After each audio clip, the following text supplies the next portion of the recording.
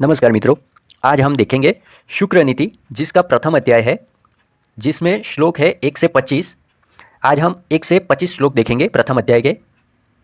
तो पहला श्लोक है, एक बार असुरों ने शुक्राचार्य की पूजा वंदना और स्तुति करके उन्होंने पूछा, और शुक्राचार्य ने भी सृष्टि के पालन, विनाश और कारण स्वरूप मतलब कि ब्रह्मा, विष्णु और महेश परमात्मा को प्रणाम करके उन असुरों के विधिवत नीति शास्त्र के सार का वर्णन किया। तदुपरांत 1 करोड़ नीति विषयक श्लोकों को कहा। अब 1 करोड़ नीति विषयक श्लोकों को कहा का मतलब है कि पहले के समय में ना लोगों की आयुष्य बहुत हुआ करता था, लोग 100 साल से अधिक जीते थे। परंतु जैसे जैसे वक्त गुजरता गया, समय गुजरता गया, लोगों का आयुष्य कम होता गया, खान पान उनके भी ऐसे हो गए। पहले के समय में लोग घर का ही खाते थे, घर में ही अपना जो गांव का वातावरण था उसमें ही रहते थे। अब क्या हुआ कि शहरीकरण हुआ, आधुनिकीकरण हुआ, उसके कारण लोगों के आयुष्य और स्वास्थ्य बिगड़ने लगे। इसलिए इतने सारे नीति विषयक श्लोकों को आज के समय में हम नहीं वो पढ़ सकते।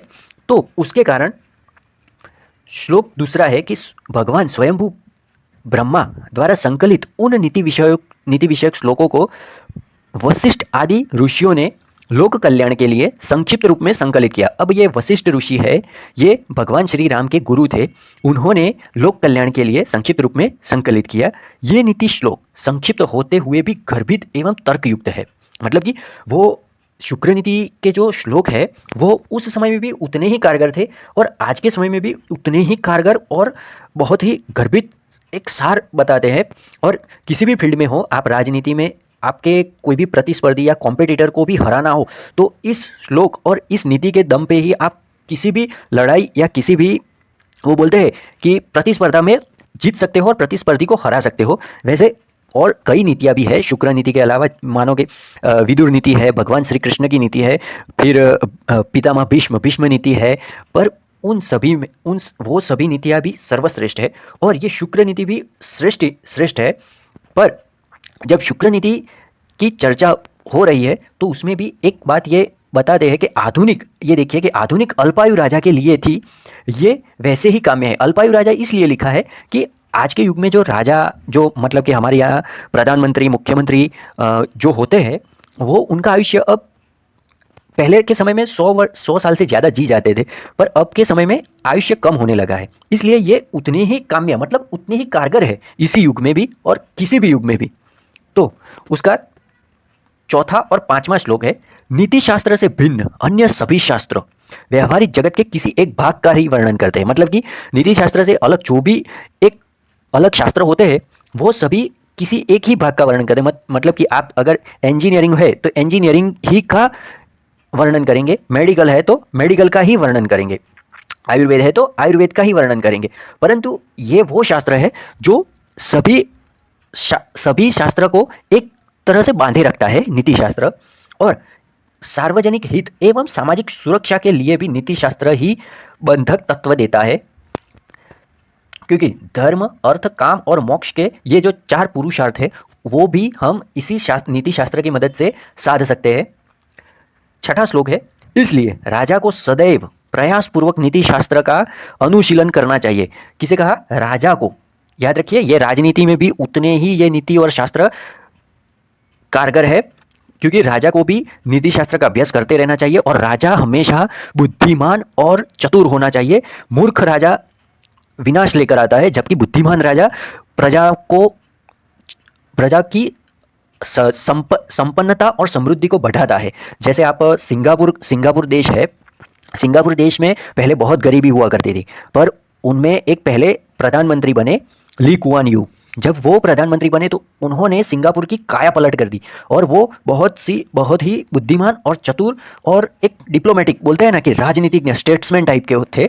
इसलिए राजा को सदैव अभ्यासु होना चाहिए, वो नीति शास्त्र का अनुशीलन करता होना चाहिए। और राजा बुद्धिमान हो तभी उसके राजनीतिक प्रतिस्पर्धी को पराजित कर लोकप्रियता प्राप्त कर सकता है, क्योंकि किसी को हम हरा सकते हैं जरूर, परंतु लोकप्रियता, लोगों के दिलों में शासन करना ना, वही सच्चा राजा होता है जो लोगों के दिलों पे राज करे।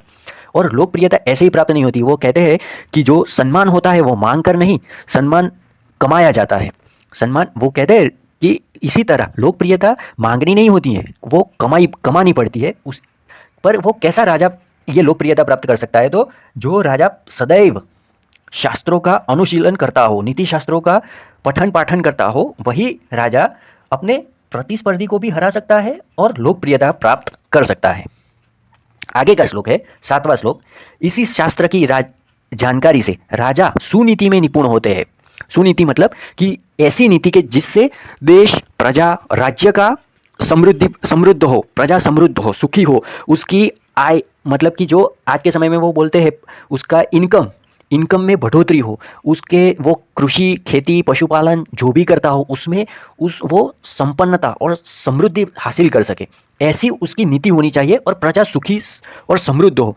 गांव, शहर या किसी राज्य में यहाँ वहाँ गंदगी ना हो, यहाँ वहाँ कोई ऐसा कुछ गलत काम ना हो। वैसे चाणक्य के समय में कहा जाता था कि चाणक्य मौर्य युग में जब उनका राज्य में इतनी समृद्धि और शांति हुआ करती थी कि चाणक्य ने ऐसे नियम भी बना के रखे थे कि किसी भी समय आधी रात को भी बच्चे, बूढ़े, स्त्री कोई भी बाहर निकल सकता था और कोई भी जान माल की या किसी भी प्रकार की हानि नहीं होती थी। और चाणक्य के समय में तो ऐसा कहा जाता था कि घर में दरवाजे भी नहीं होते थे तब भी चोरी नहीं होती थी, इतने कठोर दंड व्यवस्था और ऐसा शासन हुआ करता था। दंड व्यवस्था होनी ही चाहिए, ये बात हम आगे भी इस शास्त्र में देखेंगे। तो यही सुनीति है, इसी को सुनीति कहते हैं कि जिसकी नीति से प्रजा सुखी हो, राज्य समृद्ध हो। और क्या व्याकरण शास्त्र की जानकारी के बिना शब्द और अर्थ का ज्ञान नहीं होता? होता ही है। फिर 8वां श्लोक है, न्याय एवं तर्क शास्त्र के अध्ययन के बिना प्राकृत पदार्थों का ज्ञान नहीं होता। इसी तरह हर विधि की क्रिया अर्थात कर्मकांड की व्यवस्था का ज्ञान मीमांसा शास्त्र के बिना नहीं होता, अर्थात होता ही है। कुछ ज्ञान हम अनुभव से प्राप्त कर सकते हैं, कुछ हमें पढ़ते हैं, वो कहते हैं थियरी और प्रैक्टिकल। जो प्रैक्टिकल में होता है वो अपने आप ज्ञान आ जाता है, वो बोलते हैं मसल मेमोरी जिसे कहते हैं। मसल मेमोरी, आपको जो साइकिल चलानी हो या स्विमिंग करनी हो तो आपको पुस्तक खोल के नहीं बैठना पड़ता, आपको वो आप जब स्विमिंग करते हैं, साइकिलिंग करते हैं तो धीरे धीरे वो आपको आ जाता है, वो आपकी मसल मेमोरी बन जाती है। इसी तरह आगे का श्लोक है 9वां श्लोक, देहादि समस्त सांसारिक वस्तुओं की अनित्यता का ज्ञान क्या वेदांत शास्त्र के अध्ययन बिना नहीं होता? ये पूर्वोक्त सभी शास्त्र अपने अपने मत या संप्रदाय की ही स्थापना करते हैं। मतलब कि आगे ये जो था समझाया गया है कि नीति शास्त्र से भिन्न अन्य सभी शास्त्र व्यवहारिक किसी एक भाग का ही वर्णन करते हैं। उसी तरह ये सभी शास्त्र जो है वो अपने ही मत और संप्रदाय की ही स्थापना करते हैं।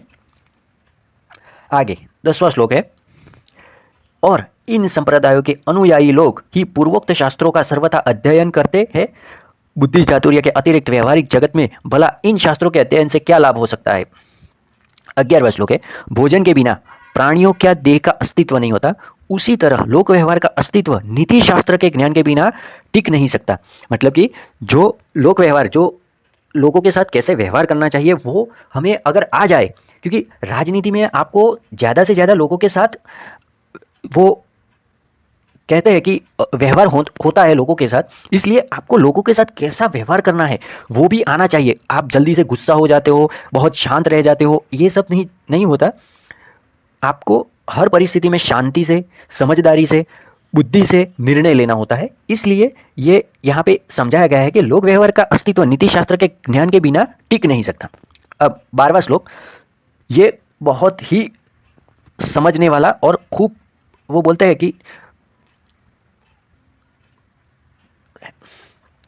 सभी मनुष्यों को सारी मनचाही वस्तु देने वाली विद्या नीति शास्त्र है। इसे सभी मानते हैं और यह राजा की जानकारी के लिए भी अति आवश्यक है, क्योंकि राजा तो जन सामान्य का स्वामी होता है, इसलिए राजा को भी ये शास्त्र और नीति का ज्ञान होना चाहिए। 13वां श्लोक है, नीति और विद्या से रहित व्यक्ति के शत्रु देर सबेर उत्पन्न होते ही रहते हैं। जो विद्या को प्राप्त नहीं करता है, जो व्यक्ति जो शास्त्रों का अध्ययन नहीं करता है, उसका उनको लोगों के साथ कैसे व्यवहार करना, लोगों के साथ कैसे बोलना, उठना बैठना, ये सब नहीं आता है। इसके कारण क्या होता है कि उसके शत्रु देर सबेर उत्पन्न होते ही रहते हैं। परंतु जो नीति और विद्यावान निपुण व्यक्ति होता है वो शत्रु विहीन होता है, क्योंकि वो क्या होता है कि जब कोई बुद्धिमान राजा हो ना तो उसके साथ जल्दी से कोई शत्रुता नहीं करता, क्योंकि पता है कि अगर कोई एक सैनिक होता है तो कोई किसी एक को ही मार सकता है, परंतु वो कहते हैं ना कि बुद्धिमान व्यक्ति समग्र सेना को और समग्र देश को भी खत्म कर सकता है। इसलिए नीति शास्त्र और विद्यावान निपुण व्यक्ति शत्रु विहीन होते, उससे कोई शत्रुता नहीं कर सकता। इसलिए हमेशा ज्ञान विद्या मतलब कि शस्त्र विद्या शास्त्र विद्या सभी में निपुण होना जरूरी होता है। इससे क्या होता है कि शत्रु जल्दी आप पे हावी नहीं होता और आप शत्रु विहीन रहते हैं। ठीक उसी तरह जैसे अस्वास्थ्यप्रद भोजन करने वाला देर सवेर रोग चाप लेता है, जो रोज बाहर मतलब कि बाहर का खाता हो, जो खाने पीने में कोई ध्यान ना रखता हो, जो उठने बैठने सोने में जो कहीं भी कभी भी सो जाता हो कभी भी उठ जाता हो, जो बहुत देरी से उठता हो, उनको क्या होता है देर सवेर रोग चाप लेता है। परंतु जो स्वास्थ्यप्रद भोजन करते हैं, जिसकी जीवन शैली स्वास्थ्य के अनुकूलन है, मतलब कि सुबह जल्दी उठना, भोजन समय पर ले लेना, समय सर नींद पूरी करना, ये सभी ये जो करते हैं उनको कभी रोग उनके आसपास भी नहीं दिखता। ओके, तो ये 14वां श्लोक आगे का है कि दुष्ट दमन, ये राजा के क्या कर्तव्य है। ये बहुत ही जरूरी श्लोक है 14वां श्लोक, कि दुष्ट दमन और प्रजा का पालन करना दोनों ही राजा के नित्य धर्म है। दुष्ट दमन और प्रजा पालन, ये फिर से बोल रहा हूं, राजा के नित्य धर्म है, यही राजा के दैनिक कर्तव्य है, और यह दोनों नीति शास्त्र के ज्ञान के बिना संभव नहीं है। भगवत गीता में जैसे भगवान कृष्ण कहते हैं कि परित्राणाय साधूनाम विनाशाय चतुष्कृता, मतलब कि सज्जनों जो अच्छे लोग हैं उनकी रक्षा करना, और जो दुष्ट है जो दुर्जन व्यक्ति है उनका नाश करना, यही कर्तव्य है। आगे का 15वां श्लोक, जिस राजा को नीति शास्त्र का ज्ञान नहीं है वह हमेशा भयभीत रहता है, क्योंकि स्वाभाविक है कि जिसके पास ज्ञान ही नहीं है कि राज्य कैसे चलाना, शस्त्र कैसे चलाना, सैन्य को कैसे हुक्म देते हैं, ऑर्डर देते हैं, सैन्य को कैसे अपने सैन्य की मदद से, पुलिस की मदद से कैसे शासन करते हैं, जो जिसको ये ज्ञान ही नहीं है वो राजा बहुत ज़्यादा देर तक नहीं टिक सकता, और वो हमेशा भयभीत ही रहता है। उसके दुश्मन दिन दुनी और रात चौगुनी बढ़ते रहते हैं। मतलब कि जो जिसके पास ज़्यादा ज्ञान नहीं होता वो विनम्र, उनमें विनम्रता भी नहीं होती। जो ज्ञानी होता है वही विनम्र, जैसे जैसे ज्ञान आता है वैसे वैसे विनम्रता भी बढ़ती जाती है। और जो विनम्र नहीं होता उसके दुश्मन भी बढ़ते ही रहते हैं, क्योंकि उसको बोलने की समझने की जो होती है वो उनमें होती ही नहीं है, तो उनके दुश्मन दिन दुनी और रात चौगुने बढ़ते रहते हैं। उसका ये उनका शक्तिशाली सैन्य बल भी नष्ट हो जाता है, क्योंकि उसको पता ही नहीं है कि कैसे शासन करना है, कैसे राज्य को चलाना है, कैसे मैनेजमेंट, वो बोलते हैं मैनेजमेंट करना है, एडमिनिस्ट्रेशन करना है, तो उनकी सभी जो उनका जो शक्ति होता है धीरे धीरे नष्ट हो जाता है। अतः किसी राजा के लिए नीति ज्ञान का अभाव अत्यंत दुशावह है। और आज हमारे भारत में भी ऐसा ही होता है कि जो ऊपर के पोजीशन पे बैठते हैं वो भी उनमें कुछ पढ़े लिखे होते नहीं है, मतलब कि सभी ऐसे नहीं होते, पर कुछ ऐसा होता है जिनके कारण ये एक राज्य की स्थिति देखो कि देश की स्थिति देखो बिगड़ जाती है, प्रजा गरीब से गरीब होती जाती है और लोग भूखमरी बेकारी गरीबी में जीवन व्यतीत करते। परंतु जो राजा अच्छा होता है उसके राज्य में प्रजा कभी भूखमरी गरीबी और बेकारी से नहीं जूझती, वो हमेशा धन संपदा से समृद्ध और संपन्न होती है और सुखी होती है।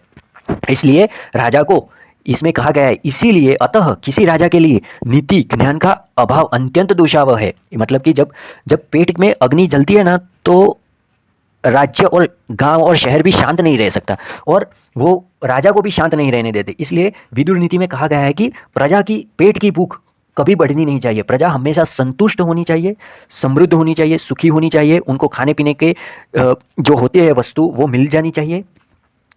आगे का श्लोक है 16वां श्लोक, नीति विहीन स्वेच्छाचारी राजा पग पग हर कदम पर दुख को ही प्राप्त करता है। उसकी सेवा करना निश्चित रूप से तलवार की धार चाटने के समान कष्टप्रद होता है। जो राजा बुद्धिमान नहीं है, जो मूर्ख है, जो नीति विहीन है, जिसमें नीति शास्त्र, किसी राजनीति शास्त्र मतलब पॉलिटिकल साइंस, पॉलिटिक्स मतलब कि किसी भी ज्ञान, किसी भी स्किल नॉलेज का अभाव है, जो स्वेच्छाचारी है, मतलब कि जिसे मन चाहे वैसा वर्तन करता है, जैसा जिसे मन चाहे वो बोलता है, जब चाहे उठता है बैठता है। हमारे यहाँ राजा का भी एक रूटीन होता था कि वो सुबह में 3 से 3:30 बजे उठ जाए, फिर जो कार्य है बताए गए वो कार्य करे। मतलब कि जो उसे अकाउंट का कार्य देखना है, राज्य में कैसे जो पैसा आता है पैसा जाता है, वो बोलते हैं बजट, वो भी देखना है, नित्य ये सब कार्य करने हैं। फिर सैन्य बल को देखना है, फिर ये सब देखना है। तो जो राजा नॉलेज नहीं होगा, जो इसमें ज्ञान नहीं होगा, तो ये सब नहीं कर सकता। इसलिए राजा को, ऐसे राजा को पग पर दुख ही प्राप्त होता है, और उनकी सेवा करना मतलब तलवार की धार चाटने के समान कष्टप्रद होता है। क्योंकि जो राजा ज्ञानी नहीं होता वो विनम्र भी नहीं होता और अभिमानी और अहंकारी होता है। उसके साथ अहंकारी और अभिमानी व्यक्ति के साथ किसी को काम करने में मजा नहीं आता है। इसलिए ऐसा कहा गया है कि तलवार की धार चाटने के समान कष्टप्रद होता है उसके साथ काम करना। 70वां श्लोक, नीतिमान ज्ञानी राजा सहज तरीके से प्रसन्न हो जाता है। जो ज्ञानी होता है वो जानता है कि ऐसे होता है, तो वो प्रसन्न भी जल्दी हो जाता है। वो सेव्य होता है, मतलब कि उसकी सेवा करना सहज होता है, वो सेवाभावी भी होता है। वो प्रजा का राजा होते हुए भी वो प्रजा का मालिक नहीं होता, वो प्रजा का सेवक होता है। प्रजा की सेवा करना उसका परम कर्तव्य, वो मानता है अपने प्रजा को कि ये मेरा परम कर्तव्य है कि मैं मेरी प्रजा की सेवा करूं, और उसमें वो खुश भी होता है, प्रसन्न होता है। परंतु जो राजा नीति जानता नहीं है वो क्या होता है कि स्वार्थी होता है। वो अपने लिए ही सब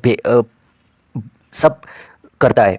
वो अपने अपने परिवार के लिए ही करता है। वो अपने देश, अपनी प्रजा के लिए कुछ भी नहीं करता। वो केवल अपना और अपने परिवार का ही ध्यान रखता है, और अपने परिवार का ही गुणगान गाता है, और अपना ही गुणगान गाता है। जबकि जो राजा नीतिमान है, ज्ञानी है, वो अपने देश, अपनी प्रजा, अपने राज्य को सुखी देखता है। अपनी प्रजा के दर्द को, दुख को वो अपना मानता है, और उसके प्रजा के ही सुख में सुख और प्रजा के ही दुख में दुख ये मानता है। इसीलिए कहा गया है कि जो राजा नीति नहीं जानता उसे संतुष्ट करना या खुश रखना बहुत ही कठिन होता है। क्योंकि जो स्वार्थी व्यक्ति होता है उसे संतुष्ट करना, खुश करना बहुत ही कठिन होता है। और जिसके पास नीति और बल दोनों ही है, उसके पास इस पृथ्वी की सारी संपदाएं चारों ओर से जुट जाती है। मतलब कि जो राजा निस्वार्थ है, जो राजा प्रजा के दुख को अपना दुख और प्रजा के सुख को अपना सुख माने, वो जो नीति और बल दोनों का ही अच्छा उपयोग करता हो, उसके पास समस्त पृथ्वी की सारी संपदाएं उसके पास आ जाती है। मतलब कि अगर आप देखें कि कोई व्यक्ति सत्ता में होता है तो वो उसमें शायद अहंकार आ जाए, घमंड आ जाए, लालच आ जाए, स्वार्थी हो जाए। पर जो व्यक्ति सत्ता को सेवा का माध्यम समझता है, जो उसकी सेना मतलब कि बल और नीति, मतलब जो उसकी नीति है उससे प्रजा का कल्याण हो रहा हो, तो ऐसे राजा की लोकप्रियता बहुत बढ़ती है। और राजा के लिए हमेशा जो धन और संपदा से ज़्यादा उसकी यश और कीर्ति बहुत महत्व की होती है। जो राजा की यश और कीर्ति नहीं होती वो राजा ज़्यादा समय तक सिंहासन पर नहीं बैठ सकता। इसलिए राजा को हमेशा अपनी यश, अपना कीर्ति बढ़ते रहे, ऐसे कार्य करनी चाहिए। आगे का 18वां श्लोक है, जिस नीति से राजा से किसी तरह के प्रोत्साहन को पाए बिना संपूर्ण प्रजामंडल आत्महित की बात करे, तो राजा को अपने हित के लिए वही नीति अपनानी चाहिए। 19वां श्लोक है, किसी राजा की अनीति और अकुशलता के कारण ही राष्ट्र में अलगाव उत्पन्न होता है, उसके सैन्य बल में फूट उत्पन्न होती है, और मंत्रिमंडल में मतों में भिन्नता होती है। ये मैंने आगे समझाया कि जो राजा कुशल नहीं है, स्किलफुल नहीं है, उसमें कोई स्किल ही नहीं है, उसमें कोई नॉलेज ही नहीं है, उसके कारण क्या होता है कि राष्ट्र को कैसे चलाना, राष्ट्र को, देश को, राज्य को, प्रजा को कैसे शासन करना, ये अगर उसमें आता ही नहीं है तो राष्ट्र में अलगाव उत्पन्न होता है। प्रजा में अंदर अंदर एक वो विरोध होता है, और कई बार क्या होता है कि देश का विभाजन भी हो जाता है, वो देश भी टूट जाते हैं। इसलिए हमेशा प्रजा को राजा बुद्धिमान, चतुर, एक सुलझा हुआ होना चाहिए। राजा मतलब उलझा हुआ नहीं होना चाहिए, सुलझा हुआ होना चाहिए। और राजा बुद्धिमान हो, सैन्य बल को कैसे, सेना को कैसे होता है वो सब उसको पता होना चाहिए। मंत्रिमंडल में मतों में भिन्नता नहीं होनी चाहिए। मंत्रिमंडल बुद्धिमान, चतुर मंत्री होने चाहिए, और अच्छे मंत्रियों को अपने पास रखना चाहिए। क्योंकि शासन करना, किसी राज्य को चलाना कोई एक व्यक्ति ही नहीं चला सकता। अच्छे अच्छे व्यक्तियों, जो देशभक्त हो, जो अपने राष्ट्रभक्त हो, उनको साथ में रखना चाहिए, जो अच्छी सलाह दे हमें। 20वां श्लोक है, कोई राजा अपने तपोबल के कारण ही तेजस्वी शासक, प्रजापालक और प्रजा के लिए आनंददायक और प्रजा का रंजन करने वाला होता है। राजा को क्या, तपोबल के कारण ही राजा तेजस्वी शासक, शासन करने में सक्षम हो, ऐसा शासक, प्रजापालक, प्रजा का पालन कर सके, पिता के समान होना चाहिए। राजा को प्रजा का पिता और भगवान के समान होना चाहिए। और प्रजा का, जैसे एक पिता अपने संतान की देखरेख रखता है, उसी तरह राजा को भी अपनी प्रजा की देखरेख रखनी चाहिए। और अपने पूर्व जन्म के पुण्य के कारण ही राजा इस धरती का पालन करता होता है। 21वां श्लोक, यदि काल एक ही है फिर भी वर्षा, जाड़ा, गर्मी और नक्षत्रों की गति राजा के उनके मतलब राजा के रूप और स्वभाव से अपेक्षित अनअपेक्षित कम या ज़्यादा व्यवहार से अनेक भेद होते हैं।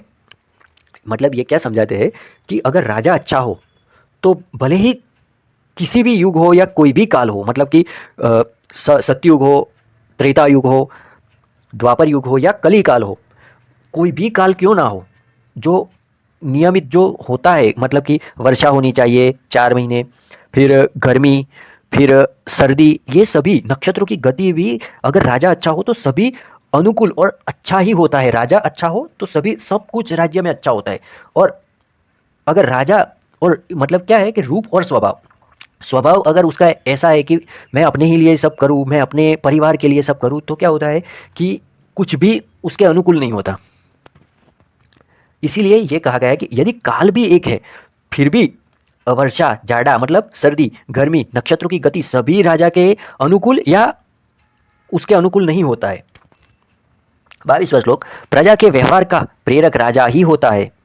जो प्रजा कैसा व्यवहार करती है उसको प्रजा राजा को ही देख के अपना व्यवहार करती है। अगर राजा ही ऐसा है तो प्रजा भी, वो कहते हैं यथा राजा तथा प्रजा, मतलब कि जैसा राजा होगा वैसी ही प्रजा होगी। तो प्रजा के व्यवहार का प्रेरक भी राजा ही होता है। अगर राजा धार्मिक है, सत्य बोलने वाला है, राजा अगर शूरवीर है, प्रजा कल्याण और प्रजा पालन का करता है, अपने संतानों की तरह प्रजा का देखरेख रखता है, तो वह प्रजा में लोकप्रिय होता है। और यही राजा सतयुग भी लाता है और त्रेता युग भी लाता है, द्वापर युग भी लाता है और कलयुग भी लाता है। राजा ही युग और काल का प्रेरक होता है।